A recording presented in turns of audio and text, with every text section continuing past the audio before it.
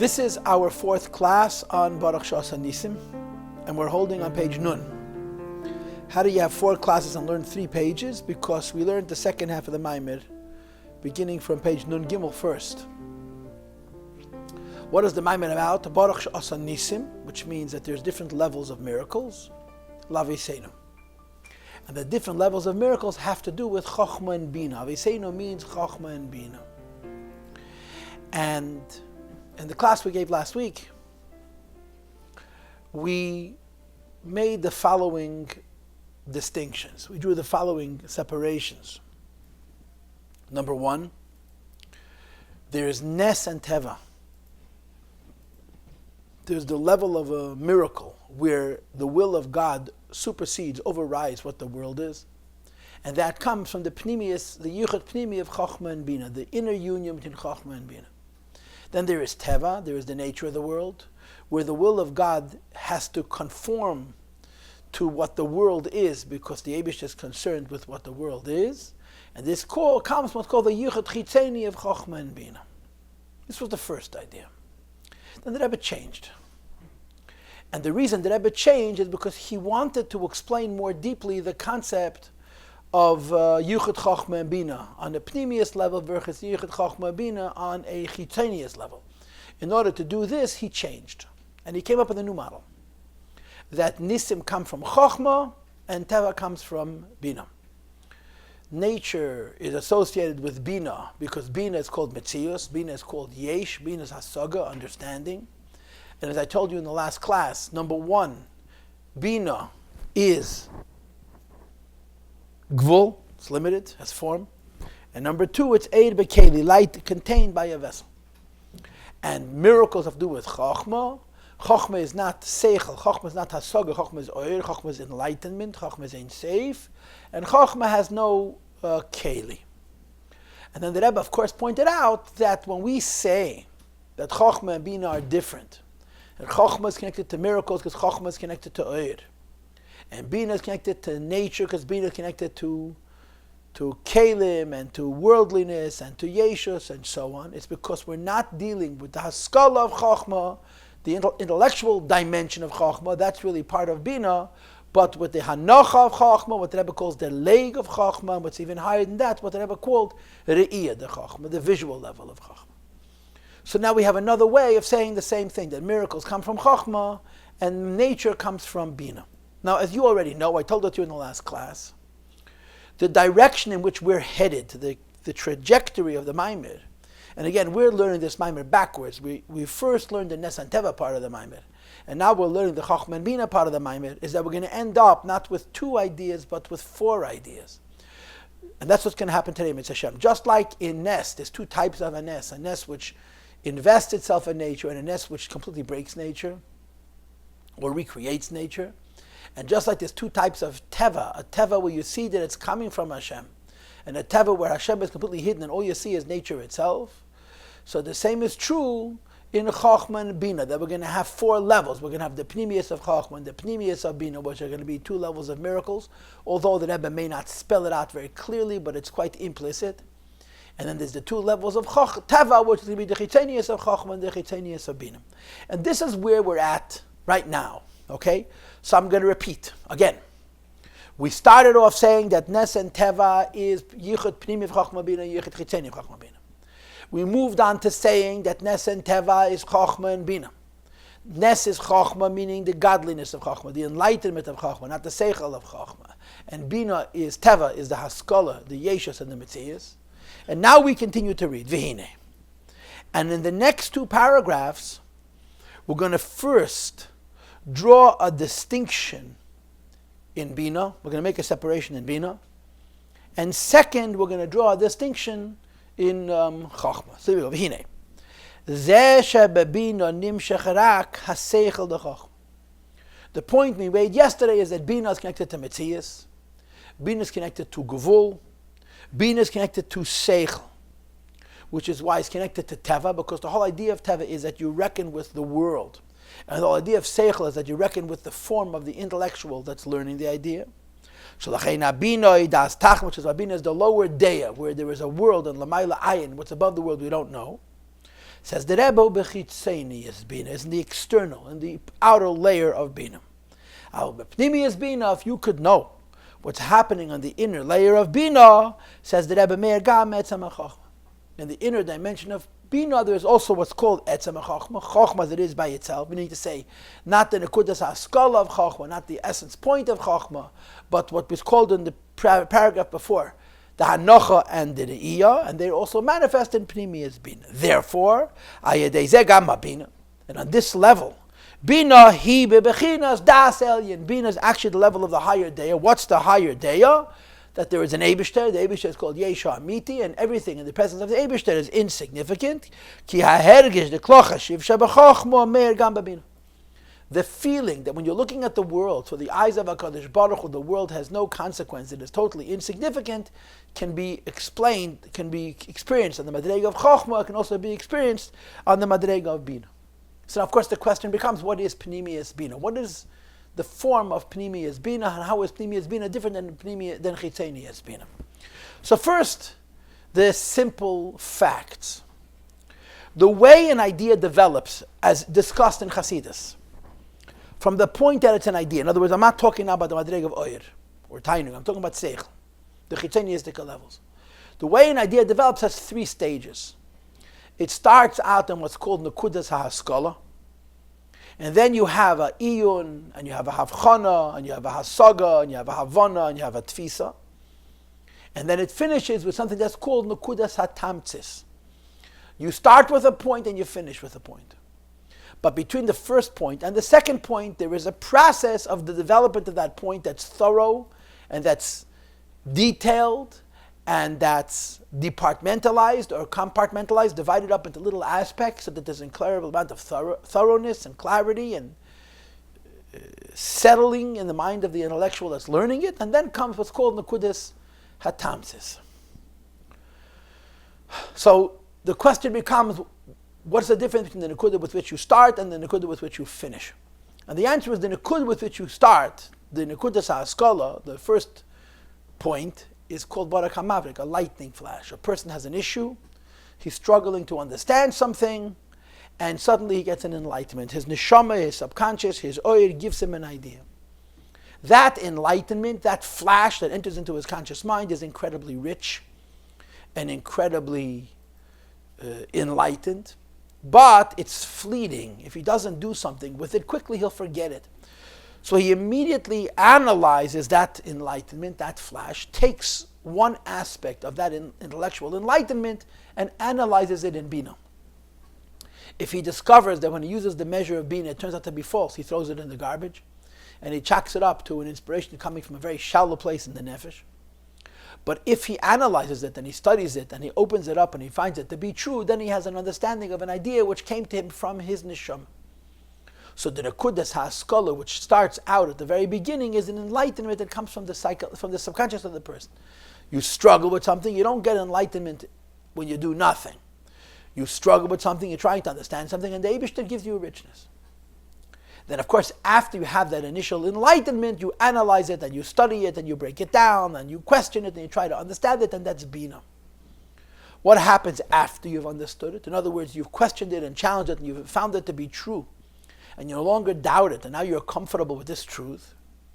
You distill it back to a point. You cook it back down, like concentrating a food, so that what's left over is the same idea in a very, very concentrated form. This is called Nekudas HaTamtzis, which means the summary and the essence of the entire idea that's been, so to speak, cooked out once the analysis and the questioning and the doubting has been done completely. You go back to understanding the idea and try to bring it down to a point.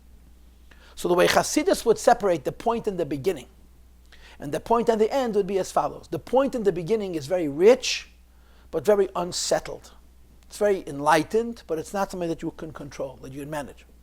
The point at the end is not that enriched, it's not a flash, but it's very, very thorough. So you're trading in richness for depth. The Nekudas HaSkala in the beginning is very, very exciting, very rich. The Nekudas HaTamtzis at the very, very end is very, very deep. So you have an idea. After you've understood it completely and questioned it and doubted it from every angle, you distill it, you cook it down back into a Nekudas Hatamtis, and this, the Nekudas Hatamtis, is all of the best of the idea that you developed, the best aspect or the best form of the idea which you developed over the process of Bina is concentrated in the Nekudas Hatamtis. But Chassidus adds another interesting little aspect to this conversation. And that is that ideas, intellect has a form, has rules, it has a form. And when you're learning and understanding something, you open it up as an idea, analyze it, and respect the form, the language, the form, the words with which the idea is developed and understood and explained to another, and so on. If you take away from an idea its form, you don't know the idea. If you take away from something the proof that it exists and the understanding of what it is, you don't have it. So the seichel, the intellectual aspect of the idea, is a metzius, is a form that delivers an enlightenment to the conscious mind. But in so doing, it's very metziistic. It has a lot of form, and the form is very limiting and very cumbersome, which means, to give you an example, when you understand Hashem, or you have proof of the Eibishter, so you need to go through an intellectual process of understanding the Eibishter or understanding the proof of the Eibishter and so on. But in terms of experiencing a closeness to the Eibishter, the intellectual idea, which is helping you come closer to the Eibishter, actually ends up standing between you and the very Eibishter you're trying to get close to. Because it's a metzias blocking a metzias. So it says in Chassidus, when you distill it down, when you understood it completely and you boil it down, when you concentrate it again into a nekuda, you're relating to what's called in the Lashon Chassidus, the leki v'lei asichli. In other words, you have a neshama. Your neshama is your subconscious. The meaning of the words your neshama is your subconscious is that you don't have any access to it. So your subconscious gives you an enlightenment, a nekudas haskala, and you understand it thoroughly through study and analysis and questioning and doubting and so on. Then you distill it back down into a nekuda of tamtis. What you're doing is going from understanding the concept of godliness to relating to the godliness itself. And that's called pnimiyas bina, or in some cases it's called pnimiyas achachma v'abina, or moichen de gadlus, which is a term which you may be more familiar with. That's attached pnimiyas bina. Pnimiyas bina means I understood something.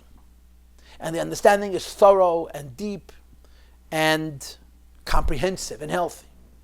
Pnimiyas bina means it's no longer an idea, it's a truth.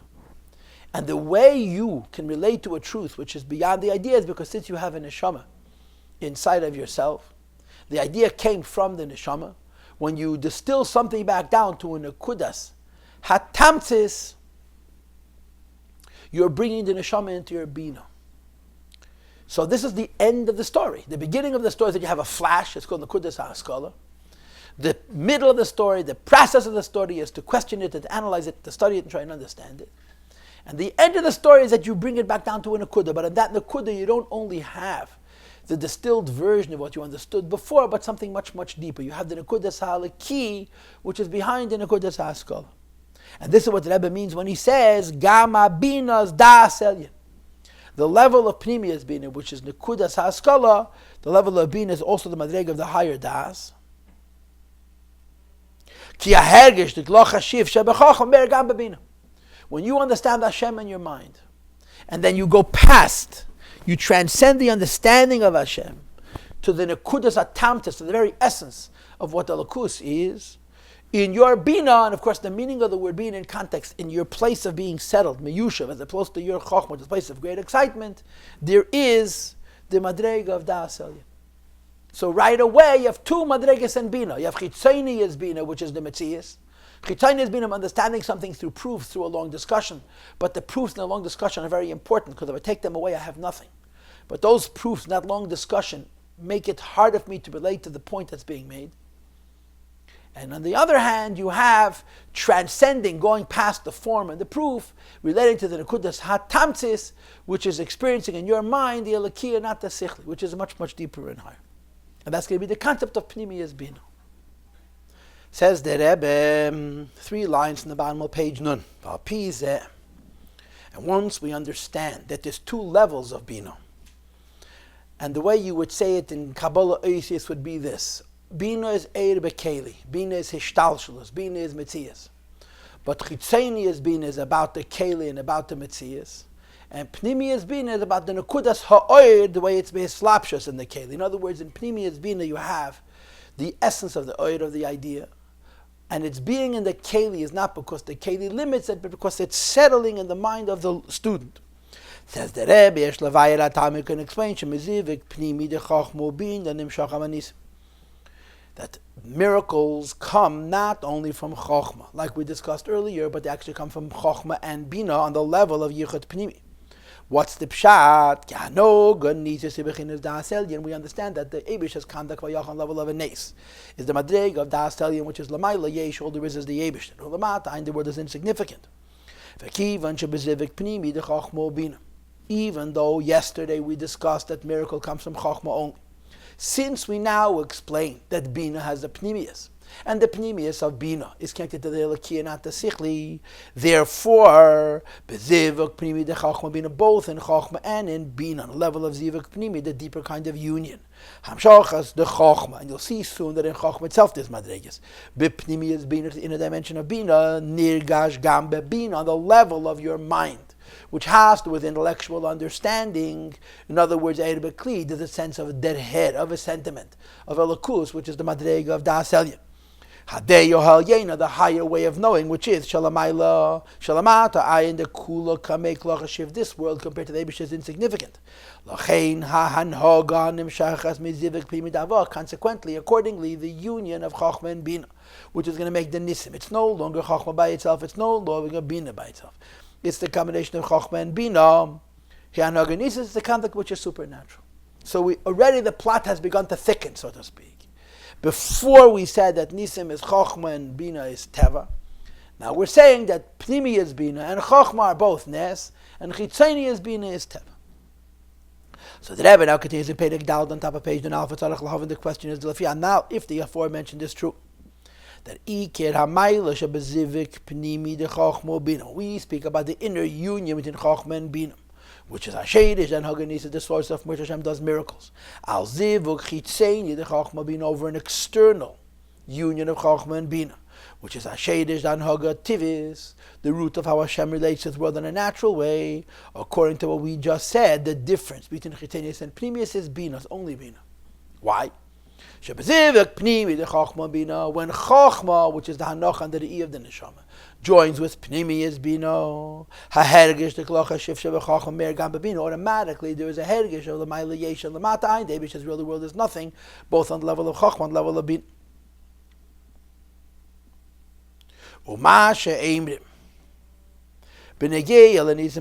And we say about miracles themselves, Baruch, Sheasah, Nisim, Lavi, that Hashem does miracles to our fathers, and our fathers means both Chokhmah and Bina, that the concept of a Nes affects both the Madrega of Chokhmah and both the Madrega of Bina, says the Rebbe Chokhmah u Bina.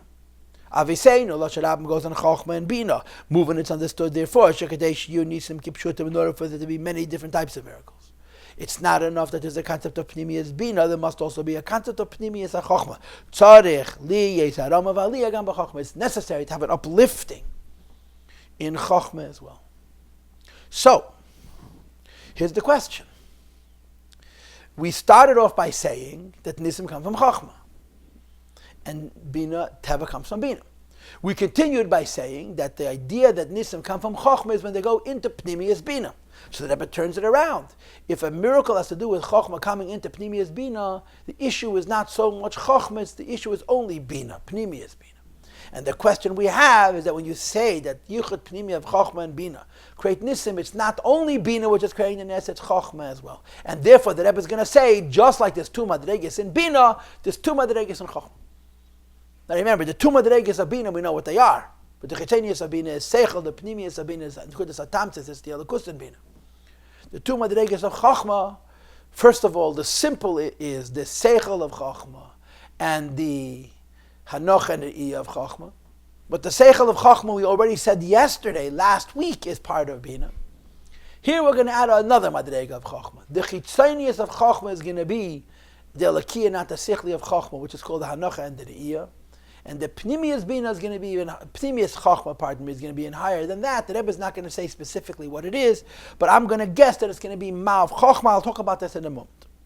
Says the Rebbe, I want to explain it. Now remember, what is going on? What is going on? We're building a building. We start off, Nes is Chochma, that means the enlightenment of Chochma, the Pnimis of Chochma. Teva is Bina. We follow up by saying that a Nes really is the enlightenment of Chochma, Slapshas and Bina. So the Rebbe questions this and is now going to say that a Nes is not only the enlightenment of Chochma and Slapshas and Bina, but it's enlightenment of a higher Chochma that's Mislabish and Pnimi Bina. And we're going to have two things. Pnimi Bina, which is the opposite of Chiteni Bina, is connected to Nisim. And the Pnimi Chochma, which is even higher than the Madrega of Anoch and Re'iyah, is the source of Nisim on an even higher Madrega. But the teretz is when you say that miracles come from Chochma, and then you broaden it to say that miracles come from the combination of Chochma and Pnimiyas Bina, you should know in Chochma itself there's also two Madregas. And therefore Zivuk Pnimi is different than Zivuk Chitzeni of Chochma Bina b'shnei Yanim, and two things. Number one, Binyan Agilui. In as much as it's revealed, the B'chiteni is Bina, the external level of Bina. Ha-Chochma b'Helam, the Chochma which feeds the Bina is Helam. As we discussed top of page Nun, that the relation with the Chochma Bina is almost like Ayin and Yesh. Ayin she'eine musik, Ayin she'eine musik, you don't know what it is. As opposed to Pnimi is Bina, the inner dimension of Bina is Begili, it's revealed. In Pnimi is Bina, the Lakus of Chochma is revealed. There's another mila in the inner union of Chochma and Bina. What is this? Listen carefully to these words. Shaham shacha the Chochma. When you draw down Chochma, shebezivuk zena yuchat pnimi, it's mibechina nailis yetzas, even higher level than Chochma, which he calls pnimi es Chochma. What is pnimi es Chochma? Shalamayla mizeh, it's even higher than the madrege. Shah Chochma nikras ayin. There's a concept of Chochma is higher than the world, and is ayin misunderstood by the world. The idea of Pnimi Yesa Chochma is even higher than the idea that Chochma is ayin in comparison with the world. Ve'oid Maila, and there's another advantage bezivek Pnimi de Chochma Bina in the unity of Chochma Bina level of Pnimiyas.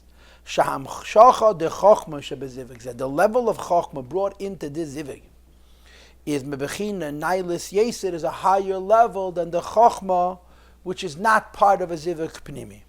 In other words, it's something called Pnimiyas HaChochma, the inner dimension of Chochma, shalamayla mizeh sha'chochma nikras ayin, which is higher than the idea that Chochma is called ayin, unknown. Let me explain this in the following way. You know, when you learn Chassidus, you're learning in Yonim Mufshatim, you're learning abstract ideas. You're calling what's called in English metaphysics, and it's called in Sifri Machshava Acharei HaTeva. It's not dealing with physical things, dealing with ruchniistic things. And therefore, everything you're trying to understand, you're intellectually reaching for. You're trying to sense something you can't touch with your physical finger, or even with your intellectual finger. You have to sense it. And therefore, in learning Chassidus, the technical aspects of what you're learning are important because they provide a grid, they provide a framework. But the key point is the derher, is the understanding, to have a sense. On a technical level, there's a lot of details. There's an enormous number of details. Just for example, let's talk about Chochma. Yeah? How many levels are there in Chochma? Well, there's Kesser Sheba Chochma, and there's Chochma Sheba Chochma, and Bina Sheba Chochma, and Chesed Sheba Chochma, and Bina, and Gvura Sheba Chochma, and Teferes Sheba Chochma, Netzach Sheba Chochma, Heit Sheba Chochma, Yeseit Sheba Chochma, Das Sheba Chochma. That's 10, right? And in case that wasn't exciting enough for you, you have Keser Sheba Chochma. Then you have Chochma Sheba Keser Sheba Chochma, Bina Sheba Keser Sheba Chochma, and you can have not 10 levels in Chochma, but 100 levels in Chochma, or 1,000 levels of Chochma, or 10,000 of Chochma.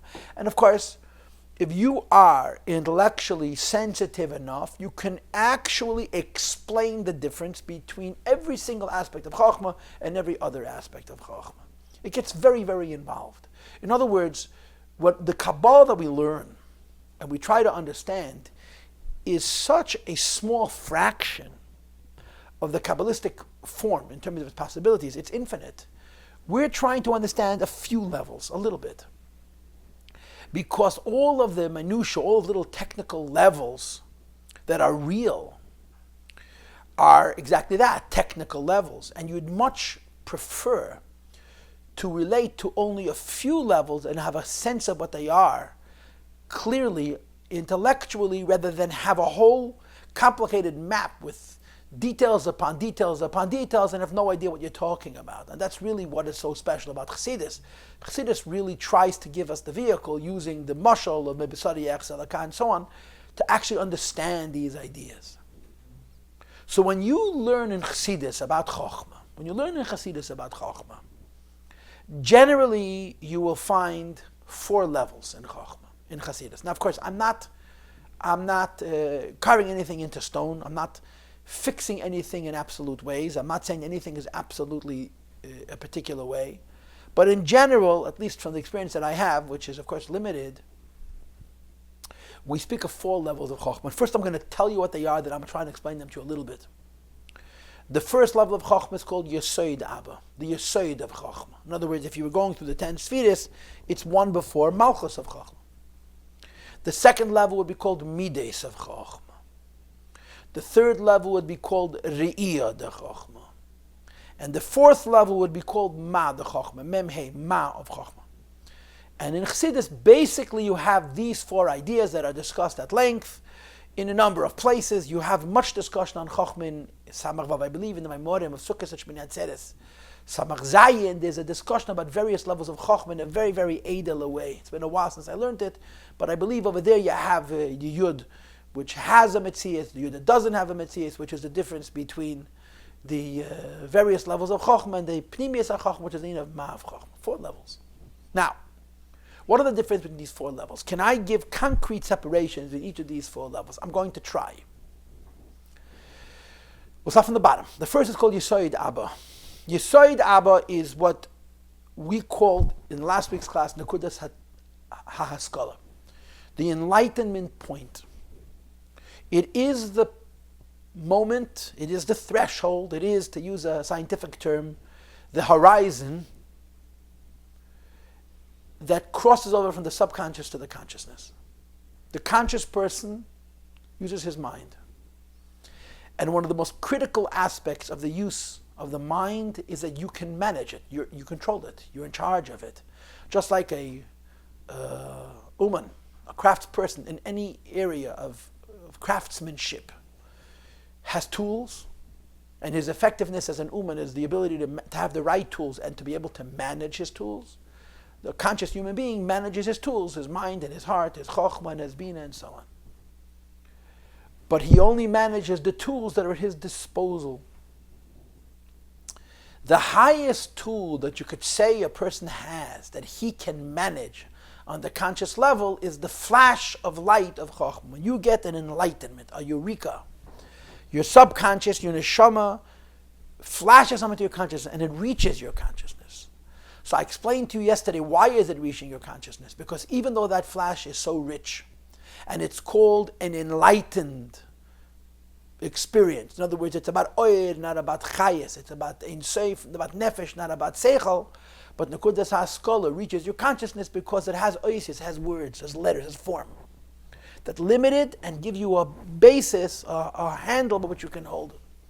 And an intellectual takes the flash of enlightenment that reaches his consciousness, focusing on the form, on the detail that's found within that flash, and analyzes it in the Bina process and tries to establish what's hidden in this flash, what's true about this flash, what's false about this flash, whether this flash has depth, this flash is superficial, and so forth and so on.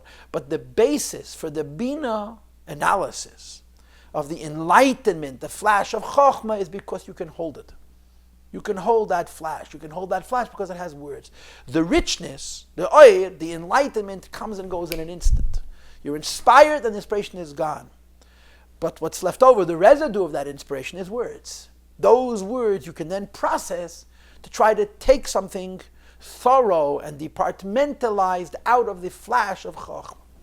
So the lowest level of Chokhmah is called Yesoid Abba, and like I said to you before, that's the horizon. That's the threshold between the consciousness and the subconsciousness. Why? because it's the first place where you have oisius, where the oid has keli. All the levels of chokhmah higher than Yesod Abba are called in Hasidus oid, light or enlightenment. You cannot manage something that you cannot hold. And oid, without oisius, light, without letters or form, you cannot manage in the same way. So how do you relate to it? How do you relate to the fact that there are 3 levels of Chokhmah which are unmanageable to an intellectual because there's no tool by which he can hold it, and there is nothing with which he can hold? And of course the answer to that question is that this has to do with refinement, intellectual refinement. In other words, the average human being has no access in a constructive way, in a healthy way, to midas of chokhmah, to the of chokhmah, and certainly not to ma of chokhmah. You cannot relate to something that you can't relate to. Very simple. Or to say it in other words, when you are trying to understand something, how do you know if you're understanding it correctly or incorrectly? You have to be able to test it. And of course, the best way to test it is to have someone challenge you and someone question you. And you have to be able to defend your position. So Reuven and Shimon, Reuven has an idea. I've read about this, that great physicists, when they have theories, they have to have somebody else test their math to see if it's haltois. So if you have an idea and you want to know if the idea is true or false, you have to have somebody challenge you. And in order for that other person to challenge you and for you to be able to determine based on that challenge whether your understanding is true or false, you have to be able to defend it. He can't ask you questions and you cannot give him answers if he cannot use words. If you can say, I have a premonition, I have a sense in my mind that something is true, but I can't put it into words, that can't be defended, that can't be argued. And that's why Yesod Abba is a horizon. That's why the flash of Chokhmah is a precipice. It's an end of a level. The ordinary human being who uses his intellect to understand ideas, but cannot afford to trust himself, because intellectually he may err, intellectually he may be compromised, can only test the credibility of his ideas on the level of Bina, on the level of Yesod Abba, the flash of Chokhmah, and no higher. But there's another idea which is discussed at length in Hasidus, and this has to do with a whole world of understanding seichel, as Hasidus understands it. I've discussed this with you recently in some classes that I've given, and I've also repeated it many times over the years that we've been learning here, that Chassidus teaches us, Torah teaches us, Chassidus teaches us that ideas come from Ein Sof, right? Just like things come from ideas come from Ein Sof. And therefore, before an idea was an idea that had words, that you could say it, that you could question it, that you could argue and you could defend, that idea existed on an oyer level, on an enlightenment level, on a level where there are no words. But on that level, of course, it's impossible to test. Because if you can't put it into words, you can't tell to somebody else can't question you, you cannot defend it, you can't know if it's true or false. But there's another possibility. And the other possibility is edel, very sensitive, that an intellectual can refine himself. You know, there was an idea that was even understood by Goyish philosophers in the ancient world. I don't know if they practiced it, but at least in principle they believed it. That the personal integrity of an intellectual affects the integrity of their intellect. In other words, in the modern world, a person can be intelligent, be intellectually brilliant. He can be a physicist, he can be a chemist, he can be a biologist, he can be a medical doctor, and have very, very, very poor morality and human values. He could be a thief, he could be a murderer. He's just smart. In other words, there is an understanding that there's no relationship between the mohus, the character of the person, and his mind. If you have a good mind, you can collect information, you can understand information, you can process information, you can repeat information, you can debate information, you can argue information, you can prove information, period, the end. The integrity of the human being is not connected to the integrity of his intellect. But in philosophy, and in the ancient world, and in Torah, Lahavdil, Elef Alfi Havdalah, is a very different idea.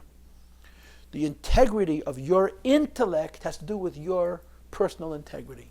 There was an understanding that if you want to be honest, objective about ideas, you need to be a parush. A person who has no principles, a person who is immoral, a person who is unethical, or even if a person is moral, the person is ethical, but he is a pleasure seeker, a hedonist on some level, a person who is preoccupied with materialism. That involvement in Gashmias takes away the integrity of his mind. And his ability to intellectually reason objectively is compromised. In other words, there's an understanding that to be a real intellectual, and to be a real intellectual means two things: to seek truth and to find truth. Seeking truth means that it doesn't matter what the truth is going to be. You're not afraid of the truth, even the truth is very different than what you would like it to be. And finding the truth means that when you discover what the truth is, you embrace it, no matter what that truth affects in your life and in your philosophy and in your earlier ideas and so on. To have that much integrity, the integrity has to extend not just to your brain, but to how you eat and how you sleep. Like the Maamar writes,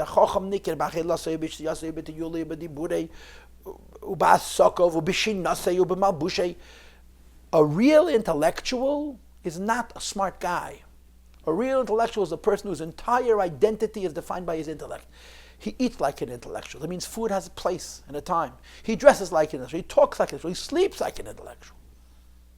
And his relationship with people is different. It's not casual. It's not unrefined. It's a reflection of his chokhmah. So there's a notion, which of course is very, very important in Torah, that your intellectual integrity as an intellectual alone is very limited. How limited is it? You can only have intellectual integrity at the level of Bina and Yesod Abba. In other words, you can only have intellectual integrity on those levels where you can speak your ideas and have your ideas challenged and questioned and debated, and then you can make your case. But when you're talking about truth that is so refined that you can't say it, and that you can't debate it, and they can't argue it, so you could say that no one could know that for sure. Torah says a human being could have such refinement of character that he can intellectually know things, and it's emes. It's true, he's not making any mistakes. There is no bias, there is no ego, there is no predisposition that's leading him in a particular direction, and he has an emes that he literally cannot put into words. And all the levels of Chokhmah above Yesod Abba are on the other side of that horizon. In other words, you're dealing about levels of the subconscious. Not subconscious that you don't know them, but the subconscious that you can't share them with another. It's possible for a human being, if he has sufficient integrity, and you should know this has a lot to do with the whole story of Nevuah, because that's really what Nevuah is. As I've discussed with you in a recent class, Nevuah is the crossing over the horizon from Seichel to Oid, from the conscious neshama, Oid bekeli, to the subconscious neshama, which is Oid without keli. And the crossing over from the conscious to the subconscious must have integrity. If you're a pig, pardon me for using that word, if you're an unrefined human being, and you cross over from the conscious level to the subconscious level, the lines between true and false, between good and evil, become very, very fogged, and you can end up in choshech, in evil itself. The subconscious of the neshama is a very dangerous place because you can't navigate. You can navigate on the conscious level, you can't navigate in the subconscious levels. So the prerequisite for a human being to enter into levels of a subconscious, and it should be healthy and constructive, is that he's very pure in body and in mind. If a person has integrity, not just in his mind, but in his financial dealings and his interpersonal relationships and the way he relates to food and clothing and materialism, and every aspect of his life is refined, when he crosses over the threshold, when he crosses the horizon,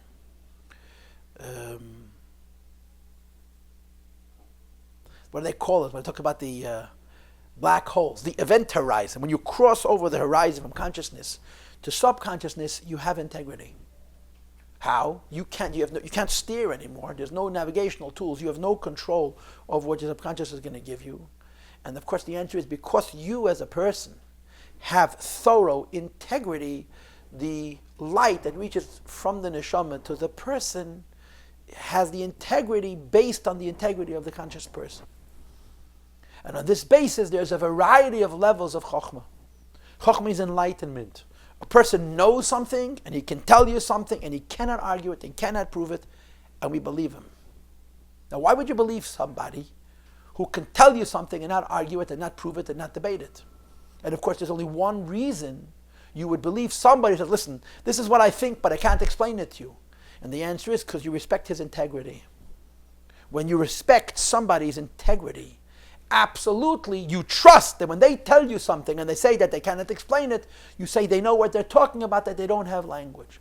What's the example for this? This is an example which is found in Shas, and it's brought in the Rambam. There's a footnote from the Rebbe someplace, and the Maamar of the previous Rebbe from Tafshin Tes perhaps.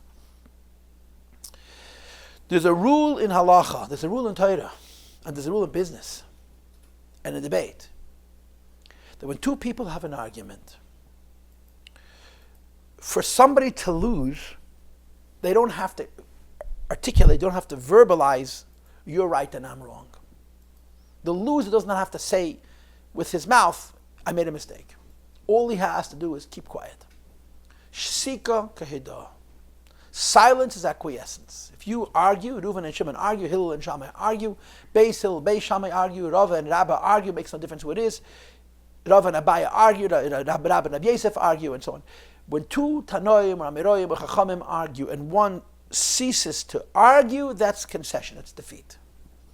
So there's a rule in Torah, in the Klali HaHalacha, that when you read a Gemara, where rabbis are arguing, and one rabbi says something to another argument, and the second rabbi doesn't argue, you assume that the halacha is like the former rather than the latter, because the fact that he kept quiet is proof that he has nothing to say. He's conceding defeat. But there's a very, very strong exception to this rule. There's a Gemara that involves a Rav, the great Rav, the contemporary of Shmuel, who the Gemara says about him, Rav Tana Upalik, is on the threshold between Tanoim and Amiroim, and his students.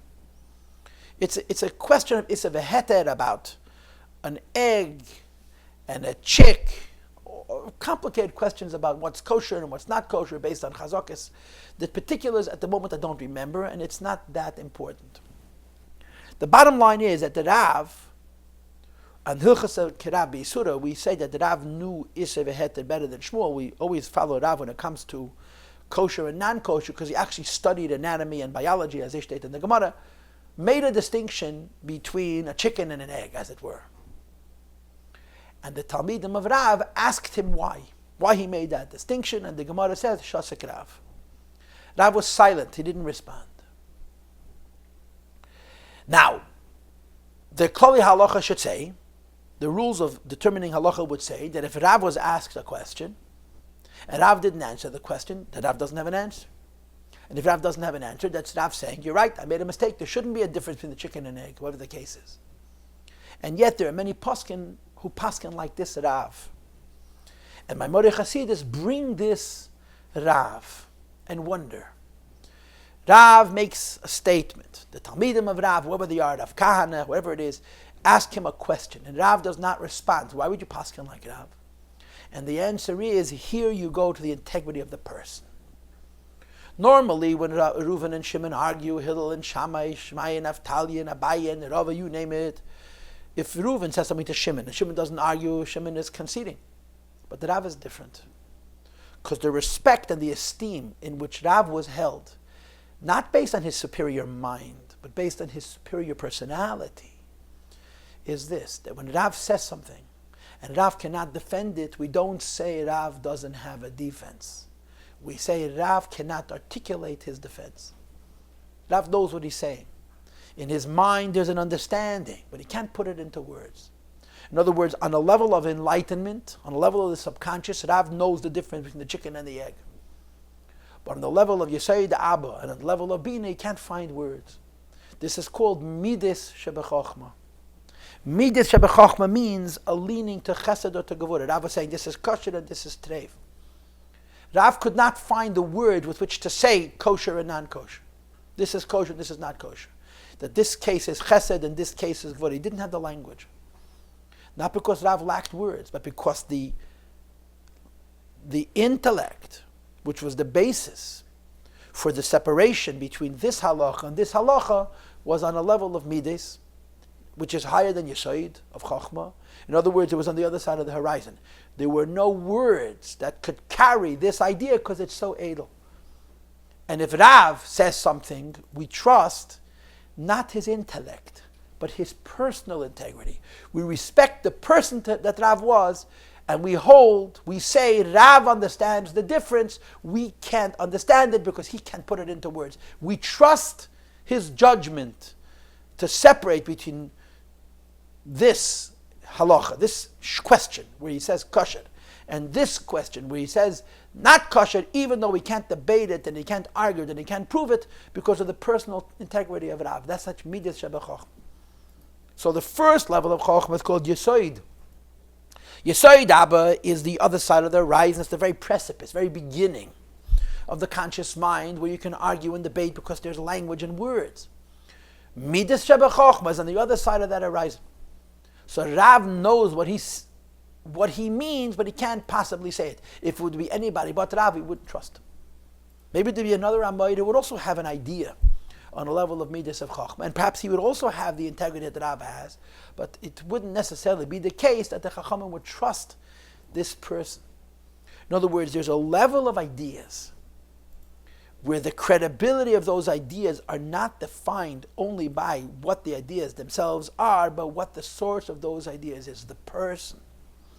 Because there are a certain level of ideas which are so fine that they cannot be put into words, they cannot be articulated, they certainly cannot be debated, that come across, to use examples out of the Hasidus, in a mashal or in a chida, in a riddle, like the Sefer of Mishlei and the Sefer of Keheles and the Sefer of Shir Hashirim, of Shlomo HaMelech, where everything is spoken in allegory. You can't say it straight. You have to speak in a riddle and in a hint and in a mashal. And you have to reach it. You have to come to it. Because words directly cannot carry the ideas because they're so sensitive and so subtle. That's the second level of Chachma. And the third level of Chachma is called the Re'iyah de Chachma. The concept of Re'iyah de Chachma is basically similar to the concept of Midas Shebechachma with a very basic difference. And I'll tell you what the difference is. And this is obviously hard to understand. Again, the criterion, the issue on the table is that we're talking about a level of ideas that cannot be spoken, and they cannot be debated, and they cannot be proven. And these ideas are only true if we respect the integrity of the person speaking those ideas. What's the difference between the Re'iyah de Chachma and Midas Shebechachma? And the answer is the level of Midas Shebechachma judges and discriminates. Midas Shebechachma is a level of enlightenment that separates one thing from another.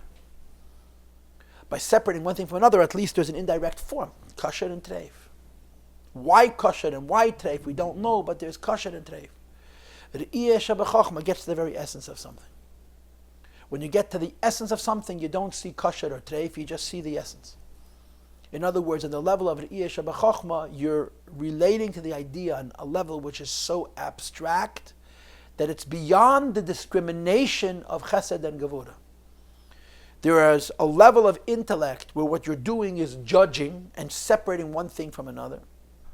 And there's a level of intellect where you're just getting at the essence or the heart of the matter, and the judgment happens as a byproduct. You don't judge. You don't say this is kosher, this is not kosher. You simply sense what the essence of it is, and it's self-understood. What emerges from that essence is automatically that this belongs here and this belongs there without actually intellectually discriminating and judging it. And this is called Re'iyah. Re'iyah means you see. Intellectually see. Visualize intellectually. And seeing intellectually, of course, it has to do with enlightenment. You're not seeing a picture, because ideas are not images. Ideas are truths, and of course the opposite of true is false, are realities on an intellectual level. And the level of Re'iyah, you are sensing the enlightenment of the idea in such a deep place where you don't see yet the fact that from it will radiate a chesed and a gevura. The example which Chassidus gives for this is Shmai and Naftalion. Shmai and Naftalion were the teachers of Hillel and Shammai. Shmai and Naftalion agreed. Hillel and Shammai don't agree. Now, how can Hillel and Shammai learn from the same two teachers? Their teachers agree on every issue, and they disagree on so many issues. Now, to be honest, Hillel and Shammai only agree a few times. The arena of great debate happens in the base Hillel, the yeshiva of Hillel, and the base Shammai, the yeshiva of Shammai.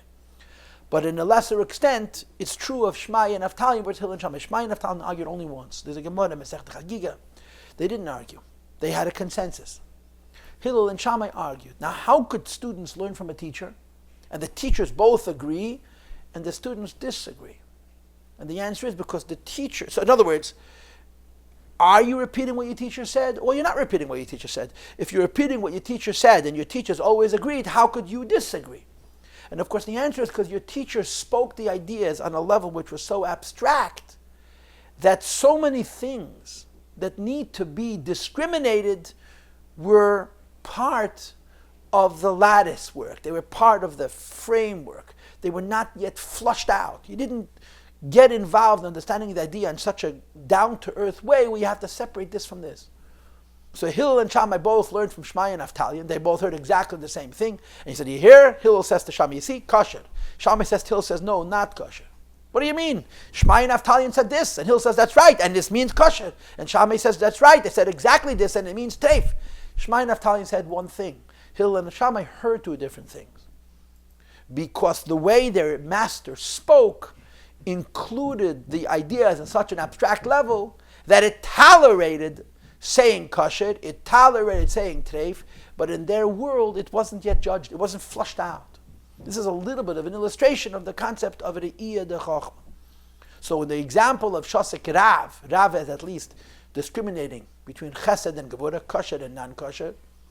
And the example of Shmai and Naftalion versus Hillel and Shammai, in the world of Shmai and Naftalion, they understood the Torah in such an abstract way that it tolerated saying kosher, it tolerated saying treif. They didn't get into that question. They understood the Torah before the need to manifest it on a level of halacha where you have to decide kosher or not kosher. That's the third level of chochmah. So to be repetitive again, there is the conscious level, there is the horizon, there is the precipice, which is called Yesod Abba. The level of chochmah, which is actually intellectual, that you can debate and you can argue as human beings do in order to find integrity. And then there's the level of midas shabechochmah and iyah shabechochmah, where you can't argue it. You can't know whether it has integrity or not. So you rely on the integrity of the intellectual. It's not what is said, but who says it that determines its credibility. Above all of these levels, there's something which is higher than that, which is called ma of chochmah. I don't know how to explain ma of chochmah intellectually.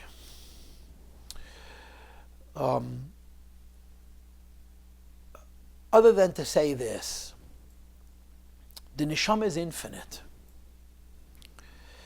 And the neshama is true. The neshama is a piece of Hashem, piece of God. And the infinite neshama, because it's true, everything it says is also true. The problem is, or the fact is, that who's in touch with his soul? Who knows his neshama? It is true that your neshama is absolutely Ein Sof. It is true that the Ein Sof of your neshama is absolutely true, but it is equally true that your Ein Sof neshama, which is absolutely true, is totally unavailable to your conscious mind. What were to happen if your infinite neshama could give you information that reads your conscious mind?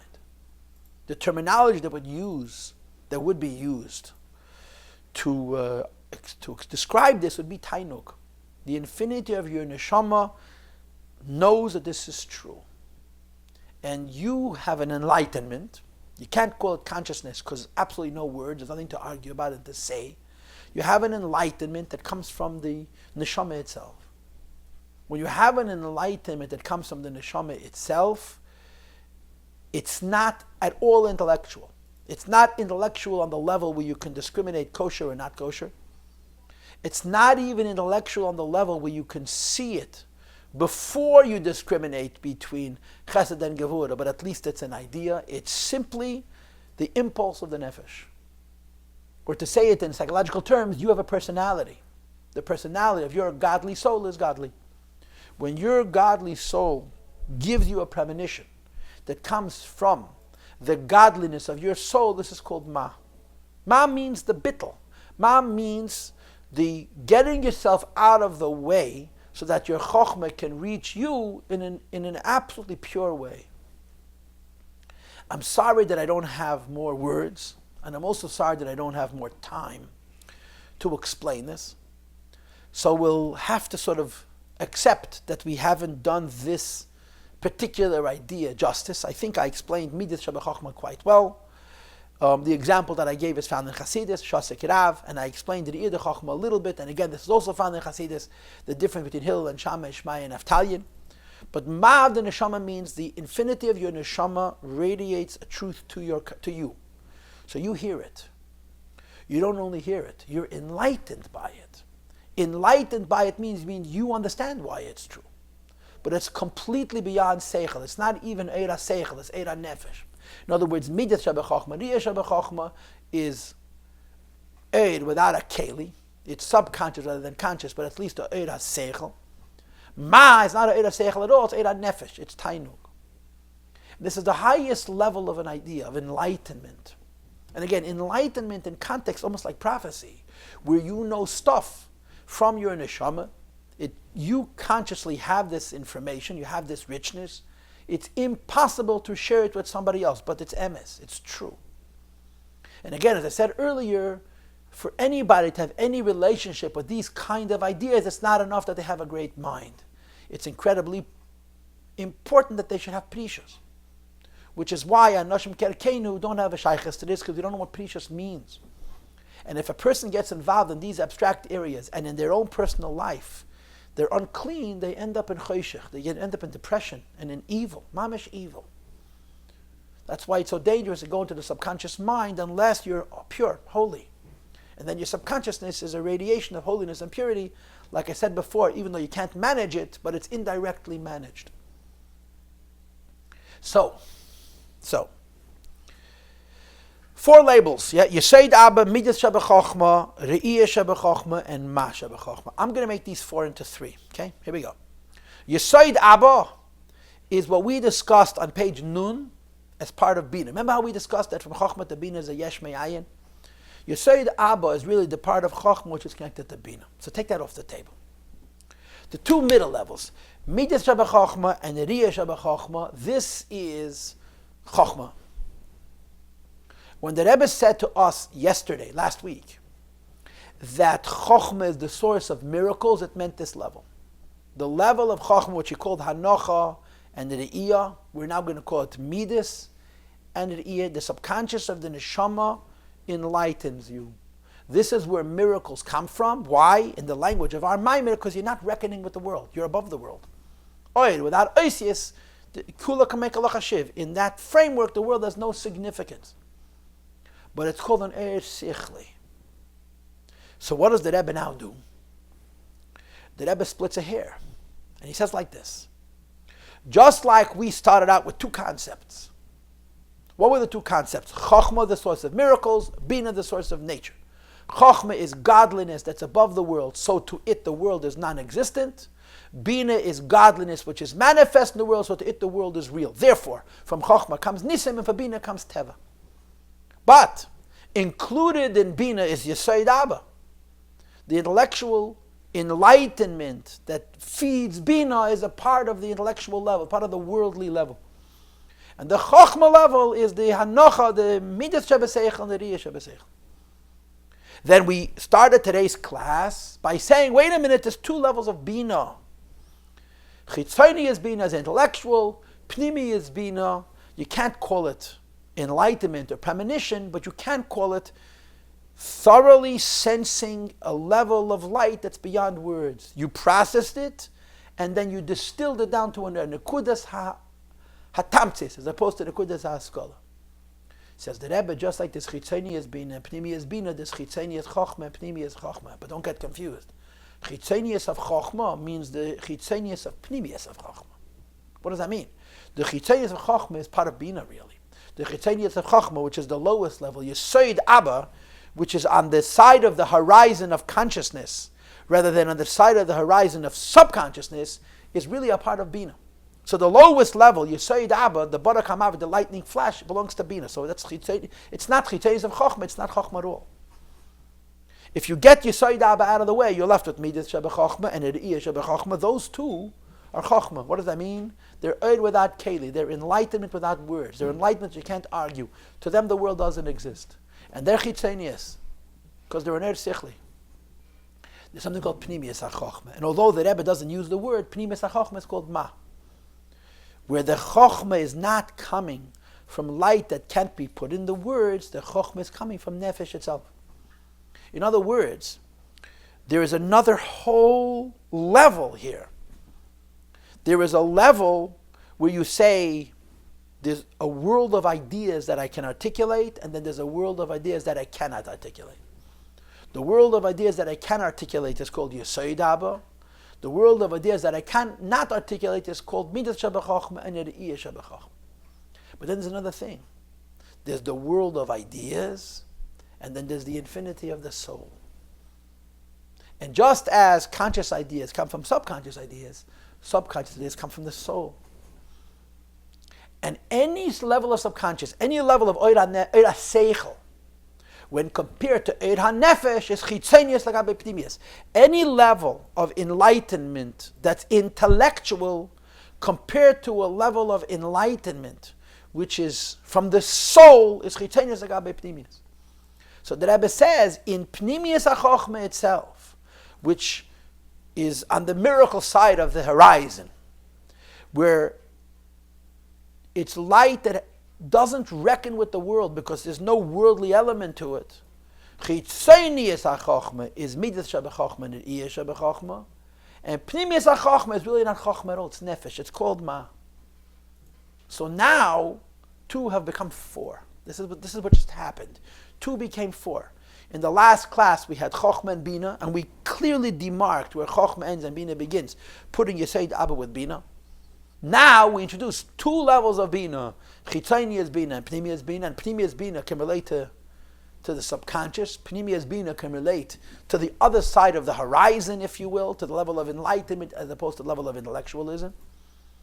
And now we're saying that in Chochmah there's 2 levels. There's the level of Chochmah which is intellectually enlightened, that's Chitzenius. And there's a level of Chochmah which is, for lack of words, soulistically. It's from the soul. It's an enlightenment. It's not coming from the Seichel Sheba Nefesh, but from the Tainuk Sheba Nefesh. The Nefesh itself is called Ma. So you have 4 levels. Now I'm not going to debate that this is hard to understand. I'm not even going to deny that maybe I didn't explain it clearly enough. Certainly not the level of Ma. But the mathematics, the takeaway is this. There's Chitzenius Bina, Pnimius Bina. And Chitzenius Bina is strictly Seichel. Pnimius Bina is how in Bina you have Eir. There's Chitzenius Chochmah, and Chitzenius Chochmah is Eir only. Chitzenius HaChochmah does not relate to the world, but at least it's Eir HaSeichel. And this Pnimius HaChochmah, which is not even Eir HaSeichel, it's Eir HaNefesh. So the Rebbe says that when you speak about Yichud Pnimi of Chochmah and Bina, Yichud Pnimi of Chochmah and Bina is not only a different kind of Bina, it's a different kind of Chochmah. There's something called Pnimiyas Bina. Pnimiyas Bina can relate to Eira Chochmah. But not only can it relate to what's called the Kudas Haskalah of Chochmah, it can relate to Midas Sheba Chochmah and Re'iyah Sheba Chochmah. But those 2 levels, Midas Sheba Chochmah and Re'iyah Sheba Chochmah, are considered part of Chitzenius HaChochmah still. And Pnimiyas HaChochmah, Pnimiyas Bina can relate even to the Ma of Chochmah, Pnimiyas. And therefore, argues the Rebbe, that when you say a miracle comes from a Yichud, Pnimi of Chochmah and Bina, it's not only a different kind of Bina, it's a different kind of Chochmah.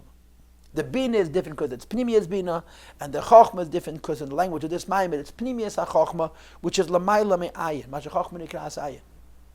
Because it's no longer an idea of the realm of intellectual ideas, and it's a part of the soulistic ideas, from the Neshama directly, which the Rebbe is going to momentarily call Yesh. And now the Rebbe is going to develop further this whole idea of Chitzonius Habina and Pnimius Habina, as well as Chitzonius HaChochma and Pnimius HaChochma. But before I read on, I have to say two things by way of introduction. And then we'll go on and read inside. Number one, in Chassidus there's a sugya, a topic called Mokoir, Mem Kuf Vav Reish, a source. And there are actually whole discussions in Chassidus quoting all kinds of sources from Kabbalah, the Arizal, the Pardes, and others, analyzing the meaning of the word Mokoir, a source. Without getting too Kabbalistic, let me say the basic idea, and I'll put it to you in the form of a question and an answer. Could you call Hashem, could you call Atzmos, could you call the Eibishter the source of the world? Is Hashem the source of the world? And of course, the simple answer to that question is yes, obviously. If there would be no Eibishter, there'd be no world. And as a consequence, obviously, the Eibishter is the Mokoir of the Eilamis. He's the source of the world. But when you study etymology of Seichel Eliki, of the philosophy of Chassidus, words have very specific definitions. And on that basis, you cannot call Hashem a Mokoir, you can't call Hashem a source, you can't even call him Ilas or Ilis, a source of sources, you can't even call him Sibas HaSibas, an indirect source of indirect sources or causes. Because the precise definition of the word Mokoir, a source, does not only mean that B is extracted from A, that Beis comes from Aleph, that the world comes from the Eibishter, but that A is defined by B, that Aleph is defined by Beis. In other words, when something is called a source, it means that it is defined by what comes out of it. Like a teacher and a student. You can call a teacher and a student a source, because just as much as a student needs a teacher in order to know information, a teacher needs a student to satisfy, to fulfill his purpose, his role as a teacher. A teacher who has no students stops being a teacher. So he needs students in order to be able to be a teacher. So he is defined by having students. He is defined by being a teacher. That makes him Mokoir for his student. But for example, a person whose knowledge is infinite, somebody who knows everything, and is involved with people who know very, very little, and is imparting to them a tiny percentage of what he knows. So even though he is giving them information, and they have that information from him, you can't define him as their teacher. They learn from him, but he's not their teacher because he's not defined by them. So then you would not use the word Mokoir. You'd maybe use the word Siba, which is an indirect cause, or Sibas HaSibas, and there's a variety of different levels, of course, and all of these ideas are discussed, explored, and explained in Chassidus. The key point is that when you define something as a source, it doesn't only tell you about what radiates from the source, it tells you something about the source itself. And what it tells you about the source is that this source is dependent and connected to what's going to come from it. In other words, in the Mashpia-Makabel relationship, it's not only that the Makabel is defined by the Mashpia, but the Mashpia is a Mashpia because there is a Makabel. So the first idea that I needed to say as we move through the next paragraph, the last paragraph on page 1 Aleph, is to define a Mokoir. Mokoir means a direct source for something else, where not only is that something else dependent upon the source, but the source is defined by that something else. To say it in different words, if a teacher has no students, the teacher is missing something. He's incomplete, he needs to teach. If the Eibishter does not create a world, you cannot call the Eibishter a Choser. He doesn't need the worlds in order to be the Eibishter. So the connotation of Mokoir means an intimate, a close and direct cause for what comes from it, where the Makabel and the Mashpia are defined and dependent upon one another. That's the first idea. When you call something a Mokoir, you mean you bring it in proximity to this that it's a Mokoir for. That's the first introduction. And the second introduction is as follows. Now that we have discussed in the last few paragraphs, first of all, Chitzonius Bina and Pnimius Bina, And of course, more recently, we went on to discuss Chitzenis HaChochma and Pnimius HaChochma. And we actually have a variety of different levels in Pnimius HaChochma. As I discussed earlier, you have Midas of Chochma, you have Re'iyah of Chochma, and of course the highest Madrega of Chochma, which really is not Chochma, it's Nefesh itself, which is called Ma of Chochma. The Rebbe goes back to the model and to the design of the first two Maimarim of this Hemshech. This Maimid and the last Maimid, as you've noticed, are focused primarily on Nes and Teva, different levels of Nisim and different levels of Teva. Last Maimid spoke in general Nes and Teva. This Maimid, of course, goes into more specific levels of Teva and Nes and so on. But now the Rebbe goes back to the first two Maimorim in this Hemshech, which talked about Ayin, Yesh Ayin and Ayin Yesh, that there is a Das Elyon that's Yesh, and underneath the Yesh is Ayin, and Ayin means nothing. And there's a Das Tachten, which is Ayin and Yesh, and the Ayin means unknown, and the Yesh means the material world. The Rebbe here is going to now apply Pnimius HaChochma and Bina, and Chitzenius HaChochma and Bina to the model of Yesh Ayin Yesh that we had in the first two Maimorim. Das Elyon is Yesh, Das Tachten is that Lamata Yesh, and in between them you have Ayin. But it seems to me that when the Rebbe introduces us to, or reintroduces us to the model of Yesh Ayin Yesh, and he's trying to apply Yesh Ayin Yesh to the Pnimius HaChochma, Pnimius HaBina, Chitzenius HaChochma, Chitzenius HaBina model, he does it in two steps. And I hope I'm teaching this to you correctly, but I think this is how the Maimed has to be learned. Because if you study the Suga of Yesh Ayin Yesh in the original, if you go back to the Maimorim that talk about this idea of Yesh Ayin Yesh, it's a long sugya, it's a long topic which is discussed by the Rabbeim repeatedly at length. It's one of the most familiar Haskalah models in Hasidus Chabad. And one of the first two steps in developing this idea would be the following. You would start off by saying Yesh Ayin Yesh, and you would follow it up by saying it's not enough to say Yesh Ayin Yesh, you need to say Yesh Ayin Ayin Yesh. In other words, you would start off with 3 and then you would move to 4. First you would have Yesh HaMiti, which would be the Eibishter, Yesh HaNivra would be the world, and Ayin, which would be a Lakus, which is in between the two. Then you would change that to Yesh Ayin Ayin Yesh. Yesh would be the Eibishter, the other Yesh would be the world, and the two Ayins would be a Lakus, which is in the presence of HaKadosh Baruch Hu. That would be the Ayin of the Yesh HaMiti, and then the Alakus, which has come close enough to the worlds to be called a Moker. You see, this is the word Moker.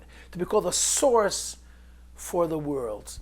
And as such, you have to say that there's two Ayins. There's an Ayin which comes from the Yesh HaMiti, which is not yet a Moker, and there's an Ayin which is at least a Moker for the Yesh HaNivra.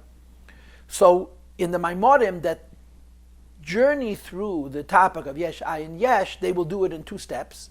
The first step will take just a short while, a half a page, and then they'll quickly move on to the second step. But they'll always, or frequently, or on occasion, discuss it in these 2 stages. They'll introduce you to Yesh Ayin Yesh, and then they'll develop that as Yesh Ayin Ayin Yesh. It seems to me that the Rebbe is doing the same thing in our Maimir. And eventually he's going to tie all of this into Pnimius HaChochma, Pnimius HaBina, Chitzenius HaChochma, and Chitzenius HaBina. So let's read on. V'ha'in yinhu. The idea is as follows. The Zeh HaChochma hu ayin. When we call Chochma ayin. Now I want you to accept that at this particular juncture we're speaking only of one ayin. There's Yesh Ayin Yesh. There's no 2 ayins. We're not going to get to 2 ayins until the bracket, which is 5 lines from the bottom of this page where it says V'yesh Loima. Says the Rebbe, Zeh HaChochma ayin hu k'mei shenasas Moker labina. The reference to Chochma as Ayin and Bina as Yesh is Chochma as it's a source for Bina. That means to say, Pnimius HaChochma, which is not a source for Bina, is not even Ayin.